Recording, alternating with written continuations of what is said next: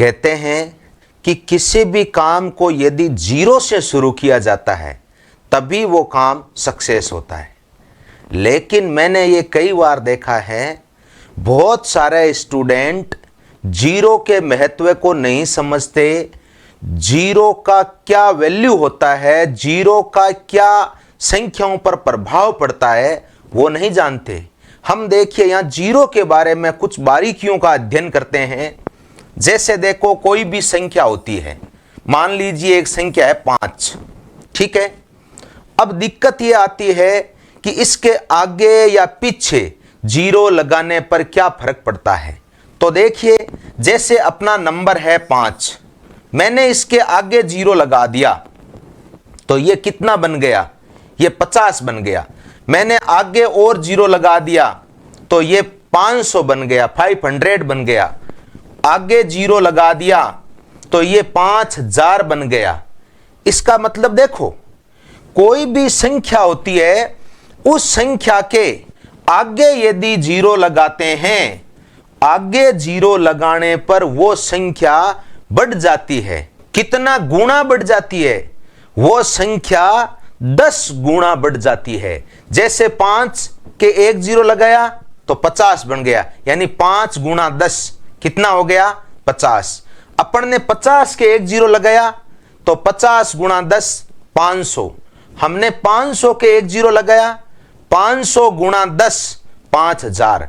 अब आप जितने जीरो लगाओगे, देखो एक जीरो मीन्स होता है, आप यूं समझ लेना 10।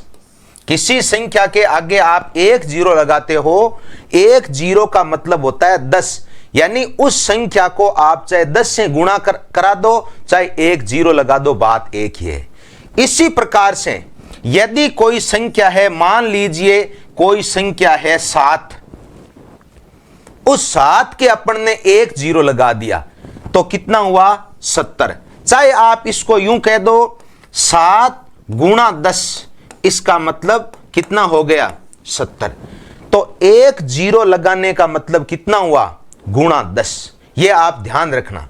यानी आप ये समझ लीजिए कि 10 से गुणा करा दो, चाहे एक जीरो लगा दो, बात एक ही है। या ऐसे कह दो, एक जीरो लगाने का मतलब है गुणा 10। और इसी प्रकार यदि आप किसी संख्या के आगे 2 जीरो लगाते हो, मैं केवल सीधा जीरो लगाने का नहीं कह रहा हूं, मैं किसी संख्या के आगे 2 जीरो लगाने का कह रहा हूं। 2 जीरो लगाने का मतलब होता है साथियों गुणा 100। जैसे देखो, मैं यहीं पर आपको एग्जाम्पल बता रहा हूं। मान लीजिए यही संख्या है 5, इसके आगे आपने 2 जीरो लगा दिया तो मैंने आपको क्या बताया है, 2 जीरो का मतलब होता है गुणा 100। आप इसको यूं कर लीजिए, चाहे 5 गुणा 100, और 5 गुणा 100 भी आपको पता है कितना आएगा, 500 आएगा। यह जीरो का महत्व है। चलिए, अब अभी अपन ने क्या पढ़ा है, अभी अपन ने यह पढ़ा है, कोई भी संख्या होती है, उस संख्या के आगे आपने जीरो लगा दिया, उसका क्या महत्व होता है। यह दोस्तों बेसिक मैथ्स है। जब तक बेसिक क्लियर नहीं होता तब तक मैथ्स की आप चाहे कोई सी बुक पढ़ लेना, कोई सी क्लास में आप चले जाना, चाहे कोई सी कंपटीशन की तैयारी कर लेना, बेसिक मैथ्स क्लियर होना बहुत ही जरूरी है। बेसिक मैथ्स ही रीजनिंग का आधार है। कंपटीशन की एग्जाम में रीजनिंग आती है, तो रीजनिंग यदि आपको मैथ्स आएगी तभी रीजनिंग आएगी, वरना रीजनिंग नहीं आएगी। चलिए, अब अभी अपन ने क्या बात किया है, संख्या के आगे क्या लगाना, जीरो लगाना। अब मैं यहां आपको बता रहा हूं, कोई भी जैसे नंबर है, कोई भी संख्या है, जैसे ये 5 ही है, ये मैंने यहां 5 लिख दिया। अब मैं इसके पीछे जीरो लगा रहा हूं। जैसे मैंने यहां जीरो लगा दिया, यहां जीरो लगा दिया, यहां जीरो लगा दिया। दोस्तों, किसी भी संख्या के पीछे जीरो लगाने पर उस संख्या पर कोई इफेक्ट नहीं पड़ता, कोई प्रभाव नहीं पड़ता। अब आप इसको चाहे 005 कह दो, चाहे सीधा 5 कह दो, बात एक ही है। इसका मतलब पीछे जीरो लगाने पर उस संख्या पर कोई प्रभाव नहीं पड़ता। अब बात आती है ये पीछे जीरो कब लगाते हैं। हमारा क्वेश्चन है पीछे जीरो कब लगाते हैं। चलो मैं इसके बारे में आपको बता देता हूं। जैसे मान लो अपन कोई जोड़ या बाकी करते हैं तो वहां संख्याओं को बराबर करने के लिए पीछे जीरो लगाया जाता है। दोस्तों पीछे जीरो कब लगाया जाता है? जैसे देखिए ये एक सिंपल सी जोड़ है। यह है 459, यह है 372, यह है 18 और यह है 9। अब मान लीजिए मैं आपको बता देता हूं, आप इस वीडियो को अब स्किप मत कीजिए। यह जोड़ बहुत सारे लोगों को नहीं आती। क्यों? क्योंकि उनका बेसिक मैथ्स क्लियर नहीं होता। जब काम पड़ता है कैलकुलेटर से जोड़ देते हैं, लेकिन जहां आप किसी परीक्षा में बैठोगे, जहां आपको एग्जाम दोगे, या मान लीजिए आपके दूसरी क्लास के बच्चे ने भी आपको पूछ लिया कि पापा जी मम्मी जी मुझे ये जोड़ बताइए, वहां आपको हाथ खड़े करने पड़ेंगे। क्यों? क्योंकि बेसिक मैथ्स क्लियर नहीं है। दोस्तों हम बात करते हैं, देखिए नियम यह होता है, आप चाहे जोड़ कीजिए, आप चाहे बाकी कीजिए, हमेशा जोड़ और बाकी है गुणा, कोई भी हम जोड़ बाकी गुणा शुरू करते हैं तो मैं आपको बता देता हूं, आपको दाईं तरफ से शुरू करना है। किधर से शुरू करना है?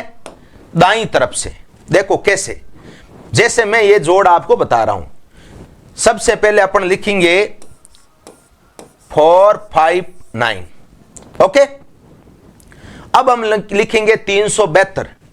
तो 372 में आप देखो, ट्राई ये करो, अभी इस संख्या में भी 3 अक्षर है, इसमें भी 3 अक्षर है। ओके, लेकिन अब आपको लिखना इधर से है, इधर से। तो आप देखो 372 है, हालांकि अपने को पता है इसमें भी 3 है और इसमें भी 3 है, अपन सीधा नीचे लिख सकते हैं। लेकिन आपको करना क्या है, इधर से रवाना होना है। और जैसे देखो इसका दायां अक्षर 9 है ना, तो यहां लिखो 2, यहां लिखो 7 और यहां लिखो 3। यानी इधर से आपको लिखना शुरू करना है। अब जैसे ये 18 है, हम इसको कैसे लिखेंगे? इधर इनके लिखेंगे नीचे 8 और इनके लिखेंगे 1। ठीक है, फिर अपन 9 जोड़ेंगे तो यहां क्या लिख देंगे साथियों? 9। अब देखो ये जोड़ का क्या बन गया, ये फॉर्मेट बन गया। यदि ये आपने लिखना सीख लिया, ये आपने लिखना सीख लिया, अब आपके लिए जोड़ बिल्कुल आसान हो गई।